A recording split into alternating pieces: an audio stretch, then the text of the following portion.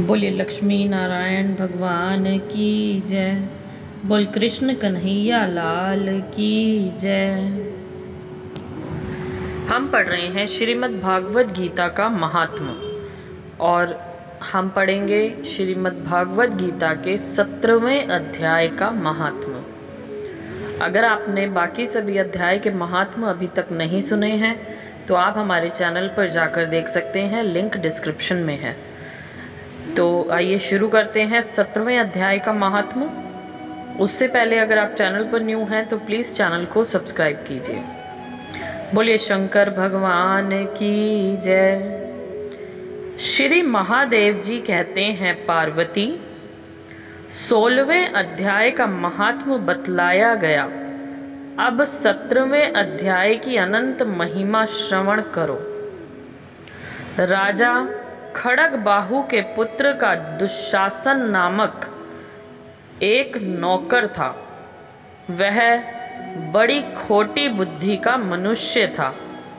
एक बार वह मांडलिक राजकुमारों के साथ बहुत धन की बाजी लगाकर हाथी पर चढ़ा और कुछ ही कदम आगे जाने पर लोगों के मना करने पर भी वह मूढ़ हाथी के प्रति जोर जोर से कठोर शब्द करने लगा। उसकी आवाज सुनकर हाथी क्रोध से अंधा हो गया और गिरकर कुछ उच्छ्वास लेते देख काल के समान निरंकुश हाथी ने क्रोध में भरकर उसे ऊपर फेंक दिया। ऊपर से गिरते ही उसके प्राण निकल गए। इस प्रकार कालवश मृत्यु को प्राप्त होने के बाद उसे हाथी की योनि मिली और सिंघल द्वीप के महाराज के यहाँ उसने अपना बहुत समय व्यतीत किया। सिंघल द्वीप के राजा की महाराज खड़गबाहु से बड़ी मैत्री थी, अतः उन्होंने जल के मार्ग से उस हाथी को मित्र की प्रसन्नता के लिए भेज दिया। एक दिन राजा ने श्लोक की समस्या पूर्ति से संतुष्ट होकर किसी कवि को पुरस्कार रूप में वे हाथी दे दिया और उन्होंने 100 स्वर्ण मुद्राएं लेकर उसे मालव नरेश के हाथ बेच दिया।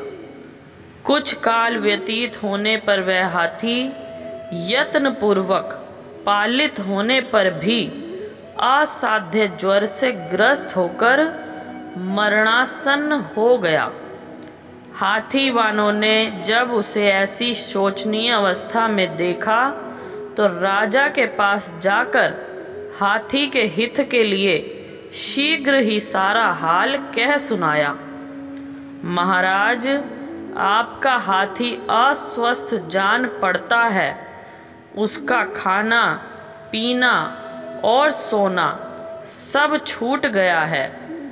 हमारी समझ में नहीं आता इसका क्या कारण है। हाथी वालों का बताया हुआ समाचार सुनकर राजा ने हाथी के रोग को पहचानने वाले चिकित्सा कुशल मंत्रियों के साथ उस स्थान पर पदार्पण किया जहां हाथी ज्वरग्रस्त होकर पड़ा था। राजा को देखते ही उसने ज्वर जनित वेदना को भूलकर संसार को आश्चर्य में डालने वाली वाणी में कहा, संपूर्ण शास्त्रों के ज्ञाता, राजनीति के समुद्र, शत्रु समुदाय को परास्त करने वाले तथा भगवान विष्णु के चरणों में अनुराग रखने वाले महाराज, इन औषधों से क्या लेना है। वैद्यों से भी कुछ लाभ होने वाला नहीं है।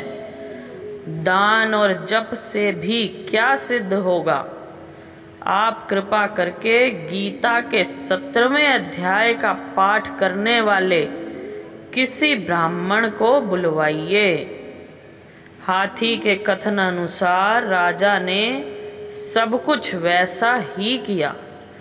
तदंतर गीता पाठ करने वाले ब्राह्मण ने जब उत्तम जल को अभिमंत्रित करके उसके ऊपर डाला, तब दुशासन गज योनियों का परित्याग करके मुक्त हो गया। राजा ने दुशासन को दिव्य विमान पर आरूढ़ एवं इंद्र के समान तेजस्वी देखकर पूछा, तुम्हारी पूर्व जन्म में क्या जाति थी, क्या स्वरूप था, कैसे आचरण थे और किस कर्म से तुम यहाँ हाथी होकर आए थे, ये सारी बातें मुझे बताओ। राजा के इस प्रकार पूछने पर संकट से छूटे हुए दुशासन ने विमान पर बैठे ही बैठे स्थिरता के साथ अपना पुनर्जन्म का उपयुक्त समाचार यथावत कह सुनाया। तत्पश्चात नरश्रेष्ठ मालव नरेश भी गीता के 17वें अध्याय का पाठ करने लगे। इससे थोड़े ही समय में उनकी मुक्ति हो गई। बोलिए कृष्ण भगवान की जय। अब हम उस 17वें अध्याय को पढ़ते हैं, उसका अर्थ जानते हैं जिसके बारे में बात की गई है। ओम श्री परमात्मने नमः। 17वां अध्याय। इस प्रकार भगवान के वचन सुनकर अर्जुन बोले, हे कृष्ण, जो मनुष्य शास्त्र विधि को त्याग कर केवल श्रद्धा से युक्त हुए देवादिकों का पूजन करते हैं, उनकी स्थिति फिर कौन सी है? क्या सात्विक की है अथवा राजसी की व तामसी है? इस प्रकार अर्जुन के पूछने पर श्री कृष्ण भगवान बोले, हे अर्जुन, मनुष्यों की वह बिना शास्त्रीय संस्कारों के केवल स्वभाव से उत्पन्न हुई श्रद्धा सात्विक की और राजसी तथा तामसी ऐसे तीनों प्रकार की ही होती है। उसको तू मेरे से सुन। हे भारत, सभी मनुष्यों की श्रद्धा उनके अंतःकरण के अनुरूप होती है तथा यह पुरुष श्रद्धामय है। इसलिए जो पुरुष जैसी श्रद्धा वाला है वह स्वयं भी वही है, अर्थात जैसी जिसकी श्रद्धा है वैसा ही उसका स्वरूप है। उनमें सात्विक पुरुष तो देवों को पूजते हैं और राजस पुरुष यक्ष और राक्षसों को पूजते हैं तथा अन्य जो तामस पुरुष हैं, तामस मनुष्य हैं, वे प्रेत और भूतगणों को पूजते हैं। हे अर्जुन, जो मनुष्य शास्त्र विधि से रहित केवल मन कल्पित घोर तप को तपते हैं तथा दंभ और अहंकार से युक्त एवं कामना, आसक्ति और बल के अभिमान से भी युक्त हैं तथा जो शरीर रूप से स्थित भूत समुदाय को अर्थात शरीर, मन और इंद्रियादिकों के रूप में परिणत हुए आकाशादि 5 भूतों को अंतःकरण में स्थित मुझ अंतर्यामी को भी कृश करने वाले हैं, उन अज्ञानियों को तो तू आसुरी स्वभाव वाले जान। हे अर्जुन, जैसे श्रद्धा 3 प्रकार की होती है वैसे ही भोजन भी सबको अपनी अपनी प्रकृति के अनुसार 3 प्रकार का प्रिय होता है, और वैसे ही यज्ञ, तप और दान भी 3-3 प्रकार के होते हैं। उनके इस न्यारे न्यारे भेद को तू मेरे से सुन। आयु, बुद्धि, बल, आरोग्य, सुख और प्रीति को बढ़ाने वाले एवं रस युक्त, चिकने और स्थिर रहने वाले तथा स्वभाव से ही मन को प्रिय ऐसे आहार अर्थात भोजन करने के पदार्थ तो सात्विक पुरुष को प्रिय होते हैं। कड़वे, खट्टे, लवण युक्त और अति गर्म तथा तीक्ष्ण, रूखे और दाहकारक एवं दुख, चिंता और रोगों को उत्पन्न करने वाले आहार अर्थात भोजन करने के पदार्थ राजस पुरुष को प्रिय होते हैं, तथा जो भोजन अधपका, रस रहित और दुर्गंध युक्त एवं बासी और उच्छिष्ट है तथा जो अपवित्र भी है, वह भोजन तामस पुरुष को प्रिय होता है। हे अर्जुन, जो यज्ञ शास्त्र विधि से नियत किया हुआ है तथा करना ही कर्तव्य है, ऐसे मन को समाधान करके फल को ना चाहने वाले पुरुषों द्वारा किया जाता है, वह यज्ञ तो सात्विक है। और हे अर्जुन, जो यज्ञ केवल दंभाचरण के लिए अथवा फल को भी उद्देश्य रख के किया जाता है, उस यज्ञ को तू राजस जान, तथा शास्त्र विधि से हीन और अन्नदान से रहित एवं बिना मंत्रों के, बिना दक्षिणा के और बिना श्रद्धा के किए हुए यज्ञ को तामस यज्ञ कहते हैं। हे अर्जुन, देवता, ब्राह्मण, गुरु और ज्ञानी जनों का पूजन एवं पवित्रता, सरलता, ब्रह्मचर्य और अहिंसा, यह शरीर संबंधी तप कहा जाता है, तथा जो उद्वेग को ना करने वाला, प्रिय और हितकारक एवं यथार्थ भाषण है, और जो वेद शास्त्रों के पढ़ने का एवं परमेश्वर के नाम जपने का अभ्यास है, वह निसंदेह वाणी संबंधी तप कहा जाता है, तथा मन की प्रसन्नता और शांत भाव एवं भगवत चिंतन करने का स्वभाव, मन का निग्रह और अंतःकरण की पवित्रता, ऐसे यह मन संबंधी तप कहा जाता है।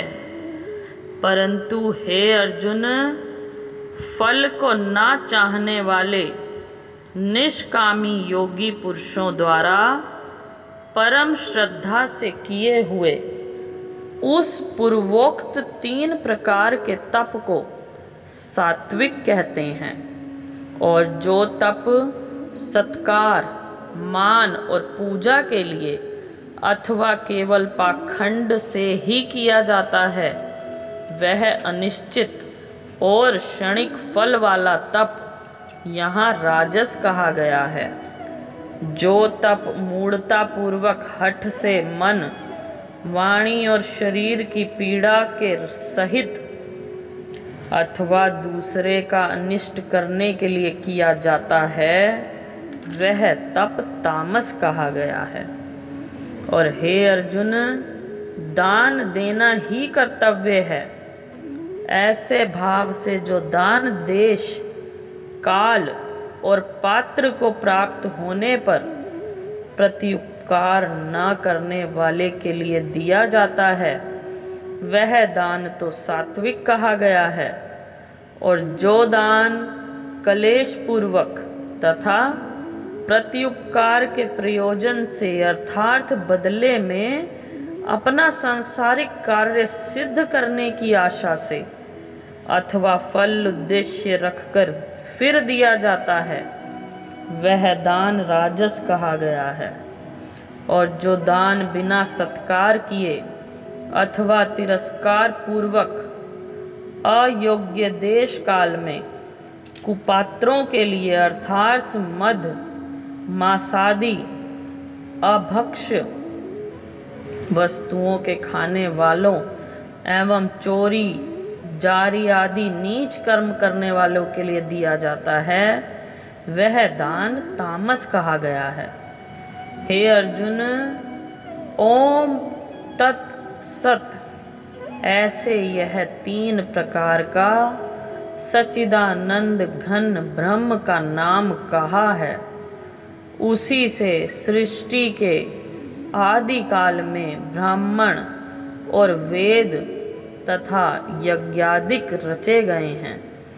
इसलिए वेद को कथन करने वाले श्रेष्ठ पुरुषों की शास्त्र विधि से नियत की हुई यज्ञ, दान और तप रूप क्रियाएं सदा ओम ऐसे इस परमात्मा के नाम को उच्चारण करके ही आरंभ होती हैं। तत् अर्थात तत् नाम से कहे जाने वाले परमात्मा का ही यह सब है। ऐसे इस भाव से फल को ना चाहकर नाना प्रकार की यज्ञ, तप रूप क्रियाएं तथा दान रूप क्रियाएं कल्याण की इच्छा वाले पुरुषों द्वारा की जाती हैं। सत्य ऐसे यह परमात्मा का नाम सत्य भाव में और श्रेष्ठ भाव में प्रयोग किया जाता है तथा हे पार्थ, उत्तम कर्म में भी सत्य शब्द प्रयोग किया जाता है तथा यज्ञ, तप और दान में जो स्थिति है वह भी सत्य है ऐसे कही जाती है। उस परमात्मा के अर्थ किया हुआ कर्म निश्चय पूर्वक सत्य है ऐसे कहा जाता है। हे अर्जुन, बिना श्रद्धा के होम या हवन तथा दिया हुआ दान एवं तपा हुआ तप और जो कुछ भी किया हुआ कर्म है वह समस्त असत ऐसे कहा जाता है। इसलिए वह ना तो इस लोक में लाभदायक है और ना मरने के पीछे ही लाभदायक है। इसलिए मनुष्य को चाहिए कि सच्चिदानंद घन परमात्मा के नाम का निरंतर चिंतन करता हुआ निष्काम भाव से केवल परमेश्वर के लिए शास्त्र विधि से नियत किए हुए कर्मों का परम श्रद्धा और उत्साह के सहित आचरण करे। बोलिए कृष्ण कन्हैया लाल की जय। इति श्रीमद् भागवत गीता रूपी उपनिषद एवं ब्रह्म विद्या तथा योग शास्त्र विशेषक श्री कृष्ण और अर्जुन के संवाद में श्रद्धा त्रय विभाग योग नामक 17वां अध्याय। बोलिए लक्ष्मी नारायण भगवान की जय, राधा कृष्ण भगवान की जय। So thank you so much friends. ये हमने 17वें अध्याय का महात्म्य जाना। इसके बाद 18वें अध्याय का महात्म्य हम पढ़ेंगे। तो अगर आपको पसंद आ रहा हो तो प्लीज़ इसे लाइक और शेयर करें। Thank you so much. जय श्री राम।